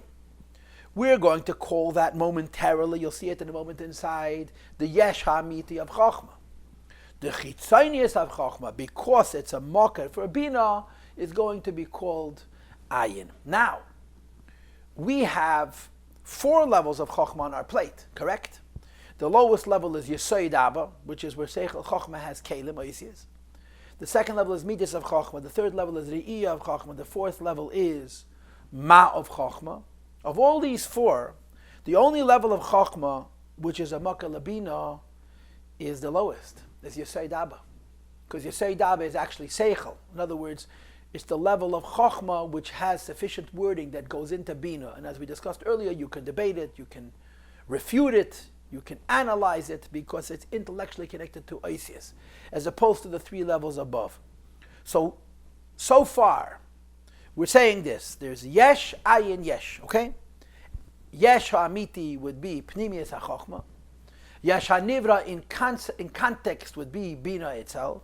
And the Ayin is the level of Chochma, the lowest level of Chochma. Yesod Abba k'meish nasas Makkah Labina. And he says, the Kivan sheshavas habina me'ach Chochma. We know that Bina gets its wisdom, gets its intuition, its beginning of the ideas that it's going to develop and analyze and thoroughly departmentalize in Bina. It comes from Chochma. Moreover, Moreover, even the relationship between Chitenius HaChochma, Yesod Abba, and Bina, is that the Yesod Abba is lost from the Bina. As we discussed earlier, that the Hanocha, Sichlis of Chochma, and the Re'iyah of Chochma are lost when the idea is transmitted to Bina. Lochein hi nikras oz b'shem ayin. Even the lowest level of Chochma, the Yesod Abba, the intellectual flash, when Bina analyzes and processes it, it takes the sichliistic aspect, the intellectual aspect, and loses the mahus, the richness of it. Says the Rebbe, Lochein hi nikras oz b'shem ayin. Chochma, which is a source for Bina, is also called ayin, and ayin here means sheini musik. It's not understood. And so far, that's the only ayin of which we speak. Aval ha-chochma atzma, as opposed to chochma itself, hi bechinas yesh. Chochma, the world of chochma itself, which is above the way chochma is the source for bina, would be called yesh. So if this interpretation is correct, if I'm telling you the Maamar correctly, here's how you would understand it. Bina is the lower yesh. Yesod Abba, the lowest level of chochma, would be the ayin of the ayin, which is the makkah for bina. All the other levels, which is midas of chochma, the iyah of chochma, and mahus of chochma, ma of chochma, are included in pnimius, included in yesh hamiti. The fact that chochma is the source for bina, umikoshken bina atzma, and certainly bina itself is ayin, is insignificant and nothing. Lagabi etzam chochma, compared to chochma itself, ayin the kloch hashiv, ayin, that means insignificant, it has no worth in the presence of chochma. So he's translating the word ayin both ways. He's translating the word ayin as being a source, and he's translating as being unknown, and he's translating the word ayin as being insignificant. You see, when you split up yesh ayin, ayin yesh into four, the two ayins are different translations. The higher ayin means nothing compared to the Eibishter. The lower ayin means unknown compared to the yesh hanivra. In the meantime, we have only one idea of ayin, and that ayin is the chochma, which is makkah labina. So he translates the chochma, which is a makkah labina, as ayin in both ways. The chochma, which is a makkah labina, is ayin. Bina doesn't know it because the chochma is hidden from bina as bina develops. And he also translates the chochma, which is a makkah labina, as ayin, inconsequential, nothing, insignificant compared to Chochma itself. Ayin the kloch hashiv. V'al piza, and accordingly, bebchinas ha-chochma shenasem makkah labina, the level of Chochma, which is the source of bina, which in the meantime is the only ayin that we know of, is the makkah of bina, which even goes on Yesod Abba, who al derech hadeya, the das tachten, is also part of the day of das tachten, the lower system, the lower scheme. Shalamayla ayin elamata yesh. Because das tachten says what? The reality is the world, and what's above the world is unknown. In this context, bina is the reality. Understanding things thoroughly is the reality. The chochma, the seichel, which is going to be the source of that, is its ayin. On the other hand, u'bechinas etzem ha-chochma shalamayla mimakayr labina. Chochma's essence, which is the way Chochma is above being a source for Bina, Hu al derech hadeya de das elyon is like the day of das elyon. Shalamayla yesh shalamata ayin. That there is a yesh above and there's an ayin below, but there's no identifying what is the yesh and what is the ayin in the higher das elyon. He simply says that Chochmah, which is higher for being a Makkah Labina, is the day of Das Elyon. Specifically, you have to say that in Das Elyon there's a Yesh and an Ayin, but the Rebbe does not identify what those levels are. So until this point, approximately, more or less, what the Rebbe has done is applied this complex issue of Pnimius and Chitzenius, Chochmah and Bina to three things. Pnimius HaChochmah is Yesh. The Chitzenius HaChochmah, which is a mocker for Bina, is Ayin, and Bina itself is a Yesh. And now in the bracket, the Rebbe divides the three into four. And I'm repeating myself again.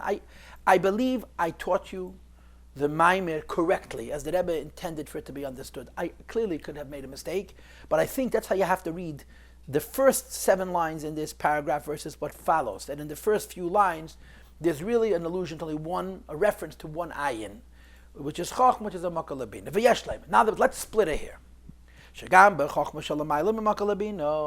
That also the level of Chochmah, which is above the source of Bina, which we called earlier Yesh HaMiti, or we called earlier the day of Das Elyon Shalamayla Yesh Shalamata Ayin Shtei Darges. There's 2 levels. And in developing these 2 levels, we're going from seeing Chochmah and Bina as Yesh Ayin Yesh to seeing Chochmah Bina as Yesh Ayin Ayin Yesh. When you see, let me repeat myself. When you see Chochmah Bina as Yesh Ayin Yesh, Pnimius HaChochmah is Yesh. Ayin, which is the Makkah for Bina, which is Yesed Abba, is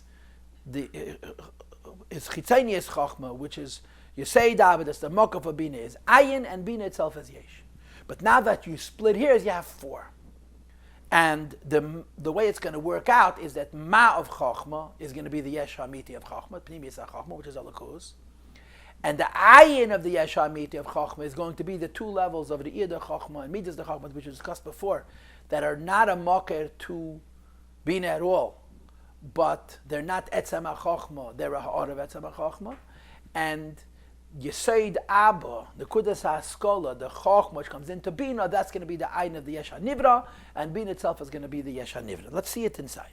Etzem HaChochmah v'Ha'aras HaChochmah. We have to split it here and say that in Chochmah, which is Yesh HaMiti, right? The higher Madrega of Chochmah, Pnimius HaChochmah, there's 2 levels. The essence of Chochmah and the light of that essence. Okay, now the word Etzem is translated in convention as essence. I don't like that translation because I don't think it's very helpful. I like to translate the word Etzem of Chochmah. Chochmah is that it exists by itself. And Ha'aras HaChochmah means array of what Chochmah is as it exists by itself. And of course, when you say a Chochmah existing by itself, you're talking about a Chochmah that's not involved in anything other than itself, and therefore it's infinite and it's transcendent and so forth. And the Rebbe says, this idea in Chochmah, which is Hahergish, the sense, that there is the source of Bina is Ayin. But as we said before, when you call the source of Bina Ayin on the lower level, Ayin means it's misunderstood by Bina. On the higher level means it's nothing compared to the Yesh HaMiti. So now the Rebbe changes. And he says the idea that in Chochmah there is a feeling of Ayin Deklach Hashiv is Ha'aras HaChochmah, is a ray of Pnimius HaChochmah. In other words, a few lines earlier, we had only one Ayin. And we defined that one Ayin, Chochmah, which is a Makkah Labina, in 2 ways. First of all, Ayin Bilti Musik, it's beyond Bina's understanding. Second of all, Ayin of Klach HaShiv, it's inconsequential. Compared to the Yesh HaMiti, now that we're adding a second Ayin, we're dividing it. And we're saying that there is in Pnimius HaChochmah itself a Yesh and a Ayin. And this Ayin of the Yesh HaMiti is the Hergish of Ayin, the Klach HaShiv. Is nothing, is inconsequential compared to its source. Says the Rebbe, who Ha'aras HaChochmah is only a ray of what Chochmah is by itself, v'layatzmusa, and not what Chochmah is, where it has no relationship with anything else.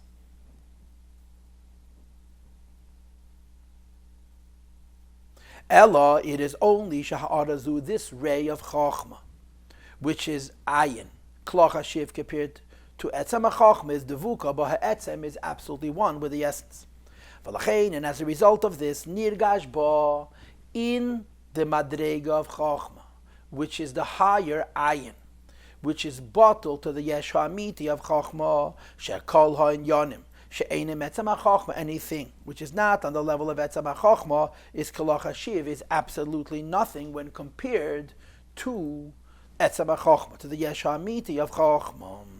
The Ha'or as HaChochma Shenasa Makar Labino. Now the Rebbe develops the idea further and he says, and let me repeat myself. We have just made 3 into 4. The Yesh HaAmiti of Chochma is called Etzem HaChochma, and we're going to call it Ma of Chochma, Pnimius HaChochma. There's a Ha'or of Etzem HaChochma, which is the Ayin of the Yesh HaAmiti of Chochma, which we're going to call Re'ir de Chochma and Mides of Chochma, which are not yet a Makar Rabina. And then there's going to be a second Ayin, which is True Chitzenius HaChochma, which is the Makar for Bina, which is the Yesod Abba. So now the Rebbe speaks, and he says like this, starting from the bottom, Ha'or es HaChochma, das is Makar Labina, the level of Chochma, which is the source of Bina, that's the Ayin of the Yesh HaNivra. That's the second Ayin of this scheme. Says the Rebbe, Ha'or Nevdelis is a light which is quantum separated from the source. In other words, V'lachein hi Makar Labina, which makes it a source for Bina, bedugmas Ayin shel Yesh HaNivra, like the Ayin of the Yesh HaNivra in the classic model of Yesh Ayin, Ayin Yesh, that the Ayin of the Yesh HaNivra is an Ha'or Nevdelis. What does the word Ha'or Nevdelis mean? What does it mean, a light which is separated? Because Ha'or Nevdelis is an oxymoron. Because, by definition, light has to be close to its source. And so forth.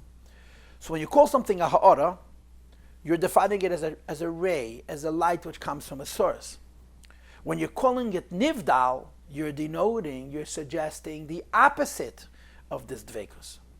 So in short, the way we understand the ha'ara nivdalis is a light that comes from a source, and of course it has to be attached to a source, it would cease to exist, but it's not a perfect reflection of the source.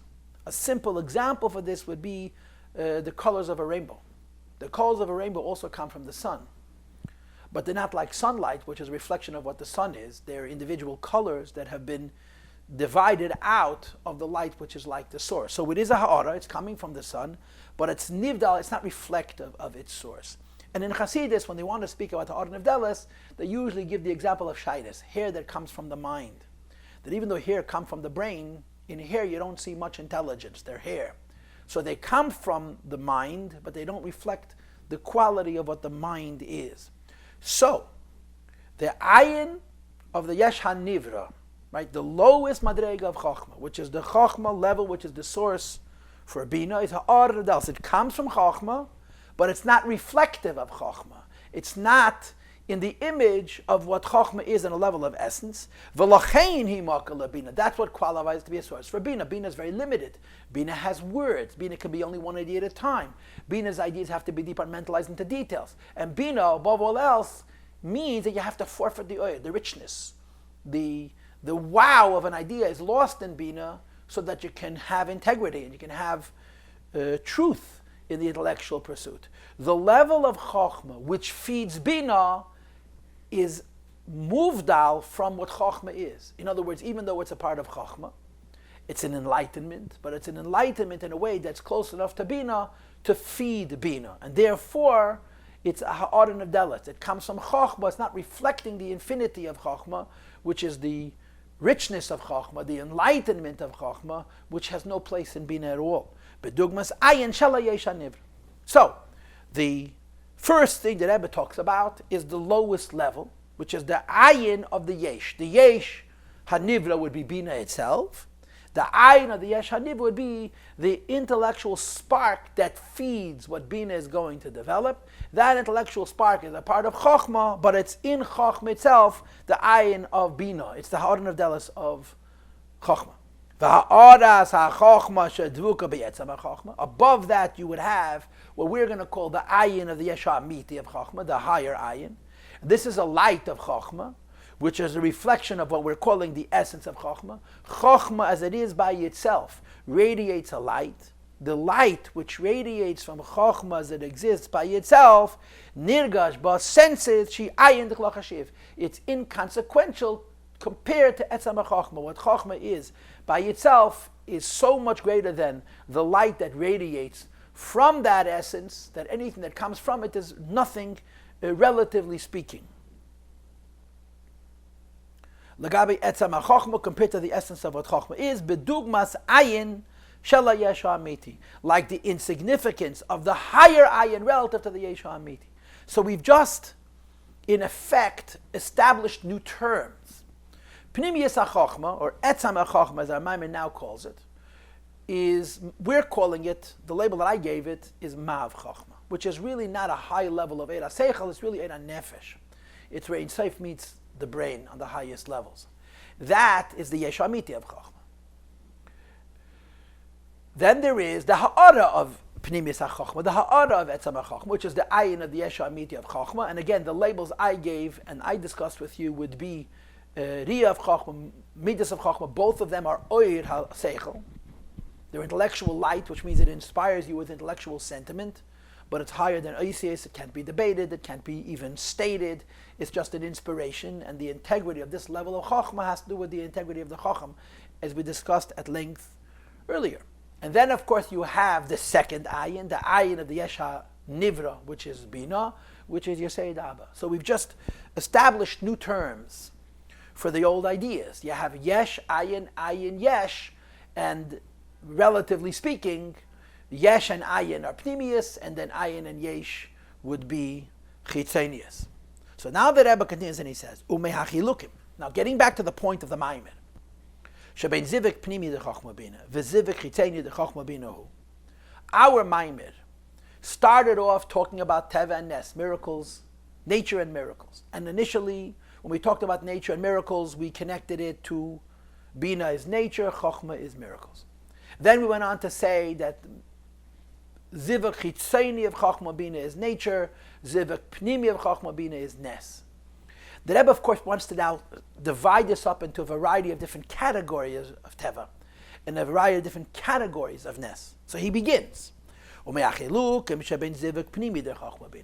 the difference between the inner merging, unity of Chokhmah Bina, and the merging of the external level of Chokhmah Bina. Now, what would be Pnimiyas HaChokhmah in this context? Pnimiyas HaChokhmah in this context would be the Yesh HaAmiti of Chokhmah and the Ayin of the Yesh HaAmiti of Chokhmah. What would be Chitzenius HaChokhmah? The Ayin of the Yesh HaNivra of Chokhmah, whose Yesh is Bina itself. So the Rebbe would say like this: the Beziv Chitzeni, when there is an external meeting of Chokhmah and Bina, Hamshachai Mechitzenius HaChokhmah. The level of Chokhmah, which meets Bina level of Chitzenius, is intellectual. We're talking about Bina on an intellectual level.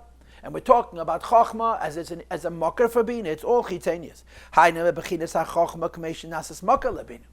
It's only the level of Chokhmah, which is the source of Bina, which is the lowest level of Chokhmah, called Yesei Abba. V'gam, moreover, Bechina Zu de Chokhmah. Even this level of Chokhmah, the way Chokhmah is the mocker of Bina, Misalemes Me'abina, is hidden from Bina. In other words, Ayin Sheni Musik. But this is the Ayin of the Yesh HaNivra of this scheme, where the translation of the word ayin is beyond comprehension. Remember, in Das Tachten, the ayin is higher than the yesh, and the word ayin means beyond comprehension.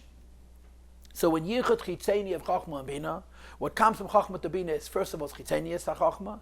Second of all, this Chitzenius HaChokhmah is hidden from Bina. And third of all, this Chitzenius HaChokhmah, which is hidden from Bina, is only the ayin of the Yesh HaNivra. Ubezivik Pnimi, when there is a union of the inner level of Chokhmah, inner level of Bina, which the Rebbe discussed earlier on the bottom of page Nun. And of course, the Pnimiistic level of Bina gets the essence of Chokhmah because it's the way Bina distills an ideal idea down to the Elaki, which is above the Sichli, which is behind, which is deeper than the Sichli. In Pnimius Bina, Hamshacha is mi Pnimius HaChokhmah. First of all, what's reaching Bina, Pnimius Bina, is a deeper level of Chokhmah. And we know that in Pnimius HaChokhmah itself, there are going to be two ideas. The ayin of the Yesh HaMiti of Pnimius HaChokhmah, and the Yesh HaMiti of Pnimius HaChokhmah itself. And second of all, V'amshach Zoi Begili Bebina. So there's two differences, basically, between Yichud Chitzeni and Yichud Pnimi. First of all, in Yichud Chitzeni, only Chitzenius is coming. And second of all, in Yichud Chitzeni, the ayin is hidden from the Yesh. And in Yichud Pnimi, first of all, what is revealed is Pnimius HaChochma is revealed in Bina. And second of all, Pnimius HaChochma is revealed in Bina in a way that it's actually revealed in Bina. Begili Bina. When you're talking about the highest level of Chochma, Hamakar Labina, the source of Bina, Umikoshkin Abina Atzman Bina itself, and Klachashiv are insignificant, are nothing compared to Pnimius HaChochma. Lachein Aidesha Bevina Mizgas Pnimius HaChochma. When Pnimius Bina receives Pnimius HaChochma, he nichleles b'Chochma. It's included in Chochma. Now, to be frank, I'm not sure exactly what the Rebbe means when he says that Pnimius Bina, when it receives from Pnimius HaChochma, is included in Chochma. But this is certain. When there's a Yichud Pnimi of Chochma and Bina, there's still a Chochma and a Bina. In other words, there's the way Pnimius HaChochma is enlightened, and the way Pnimius Bina receives that enlightenment. And when Pnimius Bina receives that enlightenment from Chochma, it's in the Mokam HaBina. In other words, it's the advantage of being grounded and down here in this world, even though it's on a level of Pnimius. And the Rebbe continues in Sefei and he says, Vihine. He adds one more detail to this conversation, which is a very, very important detail. And that detail is the detail of Ein Seif. Zeshen is Bayal in earlier conversations. We already developed the Yesh, Ayin, Yesh of Chochma, where the Pnimius HaChochma would be the Yesh HaAmiti of Chochma. And the Ha'ara of that Etzem would be the Ayin of the Yesh HaAmiti, and the Mokar Labinu, the Ayin of the Yesh HaNivra, and Bin itself would be the Yesh HaNivra. And we explained, She'etzam HaChochma Yesh, Va'aras HaChochma Hu Ayin. The highest level of Chochma, which we, in our explanation called Mav Chochma, is the Yesh.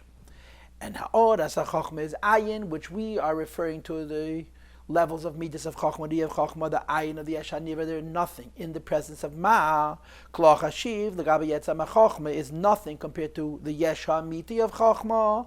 Says the Rebbe, Shnei HaYarim, the Yesh VeAyin Shebachachma Atzma. They are Yesh and Ayin within the scheme of Chochma itself. But to be sure, Inyan Yesh B'Chochma Hu Shebachachma Sheira Ein Seif. The truth of the matter is that all of Pnimius HaChochma is a seat for Ein Seif. In other words, the real difference between Pnimius HaChochma and Chitzenius HaChochma isn't how great a level of intellect it is, but that the Pnimius HaChochma is, as I referred to it in an earlier discussion, earlier in this conversation, as on the other side of the horizon. It's Oir without Keli. It's Ein Sof Yesh HaMiti, how in Chochma you have godliness.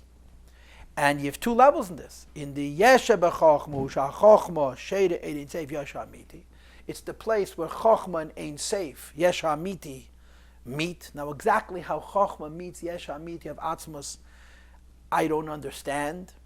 And again, we generalized and referred to the Yesh HaMiti of Chochma as the Mav Chochma, but it's the level of Chochma that reflects the Ein Seif of the Nefesh.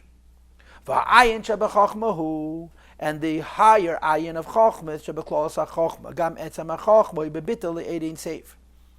That Chochma as a rule, including Etzam HaChochma, is bittul Ein Seif. In other words, Shanir Gashba, which it senses, Shalamayla Yesh, Shalamata Ayin, that what's above it is Yesh, and it itself is Ayin. V'hu, Ha'ayin the Yesh HaMiti, which is the Ayin of the Yesh HaMiti.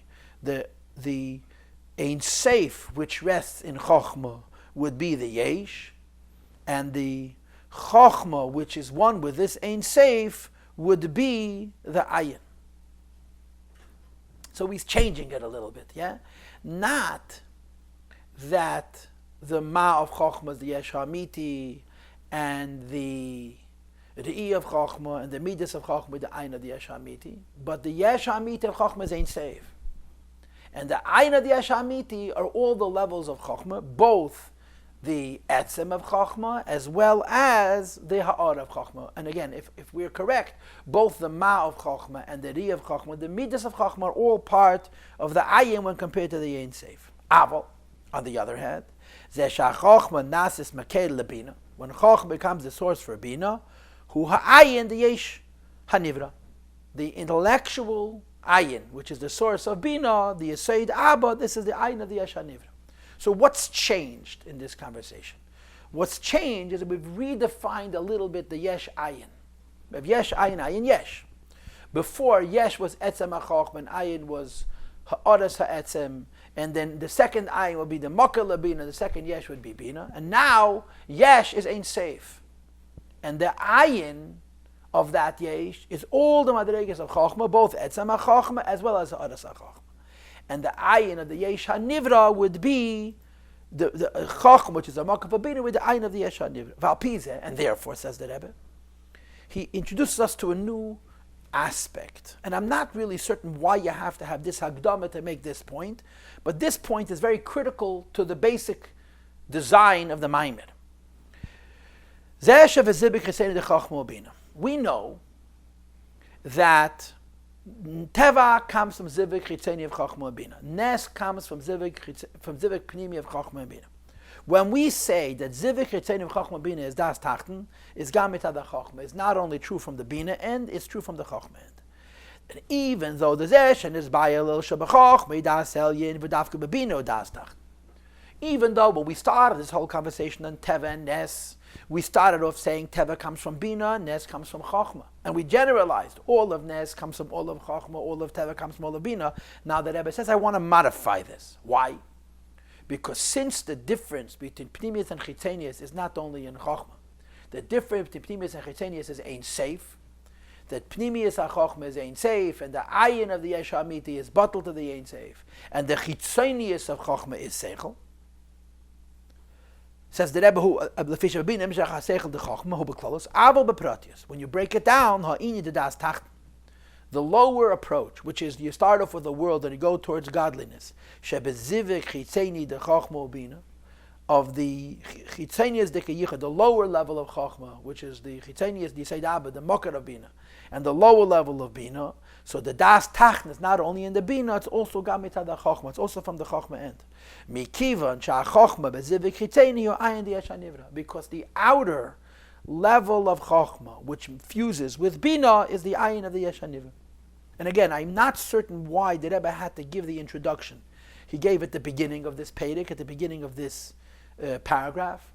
But the Rebbe hears the point that he's trying to make now, and this of course is very important to the Pshat in the Maamar, is that there is an idea that even Chochma is a part of Das Tacht. The idea of Das Elyon is Bezivik Pnimi, the Chachma, the union of Chachma on a Pnimiistic level.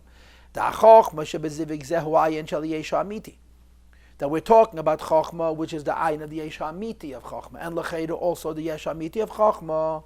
And again he repeats the same words he said at the end of the previous paragraph, that on this level the Bina becomes one with Chochma. And again, I'm not certain why he says this. So what's the point of this paragraph? The first half of this paragraph added that the Yesha Amiti of Chochma isn't Chochma at all, it's Ein Seif. And the second half of this paragraph added a very important point to the Pshat. And that is that Chitzenius HaChochma is Das Tachten. Why is this so important? It's important because now we go back to the Dibur HaMaschel. The Maamar is based on a statement from the Siddur. Baruch she'asa Nisim laveseinu. That Hashem did Nisim laveseinu. So the previous Rebbe translated the word Nisim. He raised up our fathers. And he raised up our fathers was interpreted to mean he raised up two fathers. That means Chochma and Bina. And of course the question was asked, why is it Asa Nisim laveseinu? How is he raising up two fathers? He's only raising up Bina. He's raising up Bina to Chochma. But based on the whole pilpul that we had earlier, about four levels, Yesh, Ayin, Ayin, Yesh, and that there's a level of Chochma, which is the Ayin of the Yesh HaNivra of Bina, you can now understand why it says Asa Nisim laveseinu. Besides the fact that there's more than one type of miracle, which was discussed in the second half of this Maamar, which I taught you first. There's a new idea. Asa Nisim. The Eibush made an uplifting laveseinu, both in Bina as well as in Chochma. Loshen Rabim, Shaharama v'Aliyah. That the uplifting of the Chitzonius of Bina and Chochma. Shemimena nimshacham Nisim, which allows a miracle to happen. Bina and Chochma, the level of Chitzonius, are the basis of Teva. In order for a miracle to happen, the Chitzonius, the Bina and Chochma have to be uplifted. It's not only in Bina, but it's Gamba Chochma. It's also in Chochma. And the whole pilpul that we just went through was to get to this. Because it explains the Pshat in the Siddur. She'asa Nisim laveseinu. A miracle has to do with uplifting not only Bina, but also Chochma. The lowest level of Chochmah, which joins with Bina, is a Makkah Labina, and it's Ayin Shal Yesh HaNivra, and because it's Ayin Shal Yesh HaNivra, it's part of Das Tachton. And Das Tachton has to do with the world, Das Tachton has to do with Teva. And therefore, V'amshachas HaNisim, in order for there to be a Nes, it's Mebechinetz Etzem HaChochmah Shal Mayla Mimakkah Labina. You have to have the essence of Chochmah, which is hardness of Bina, which the Rebbe calls Ayin Shal Yesh HaAmiti of Chochmah, which includes Midas of Chochmah, Re'iyah of Chochmah, and even the Madreg of Ma of Chochmah, which until the beginning of Sifhei was called the Yesh HaAmiti of Chochmah. And now it's being included in the Ayin of the Yesh HaAmiti of Chochmah. So this whole very complicated mystical conversation and this deep immersion into this whole study of what is Bina and what is Chochmah and what is Chitzenius Chochmah, what is Pnimius HaChochmah, and all the different levels of Pnimius HaChochmah was to get to this point, to explain Pshat and Siddur. That when it says Baruch she'asa Nisim Laveseinu, and the previous Rebbe in his Maamar simply translates the words Baruch she'asa Nisim Laveseinu as he makes an aliyah in Aveseinu. So the aliyah has to be both in Bina and in Chochmah. And the original question was, Bina is Makam HaTeva, Chochmah is Makam HaNes, you're making only Aliyah and Bina. And now we have a whole new scheme. Because it's not Bina that's Makam HaTeva and Chochmah that's Makam HaNes. It's the Yichud Chitzeni of Bina and Chochmah, which is the Makam HaTeva. And the Yichud Pnimi of Bina and Chochmah, which is the Makam HaNes. And therefore, a miracle happens when there's a Nes, not only in Bina, but in Chochmah as well. But the Rebbe is still not happy. It's not enough. Because we've explained the Nusach HaSiddur, Baruch she'asa Nisim Laveseinu, that is a harama and a raising up of Bina and Chochmah, both of them on the level of Chitzenius. The Rebbe wants to go deeper. How does he go deeper? Vapi hamavur le'il siv dalid, based on we discussed in the beginning of the third paragraph on page Aleph. Yeah, the beginning of Ha'inyanhu, where we started off with only one ayin, yesh, ayin, yesh. Remember how this last few minutes of the class has developed. That is, we start off with yesh, ayin, yesh, and then we move on to yesh, ayin, yesh. So in that beginning, when we started off with yesh, ayin, yesh, we said, zeh sha'chochma nase moka lebina. The lower level of chochma, which is the source for bina, is ayin lagabi etzam ha'chochma ayin deklach hashiv. Is not only ayin in the sense of ayin of the yesh ha'nivra, ayin which is built in musar, but it's also the idea of ayin of the yesh ha'nivra. It's nothing compared to the Eibishter, yesh leima. So it pushes it further.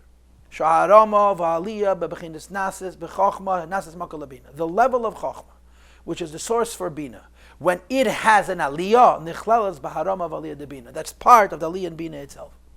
Why? Because compared to the yesh ha'amiti, it is nothing, and therefore it is in effect nothing other than bina itself. I'm not sure that that's correct, but that's what I think the Rebbe just said. So in short, what the Rebbe said is like this. Let's go back to the Siddur. Baruch she'asa Nisim Laveseinu means you have to have two aliyahs, an aliyah in bina and an aliyah in chochmah.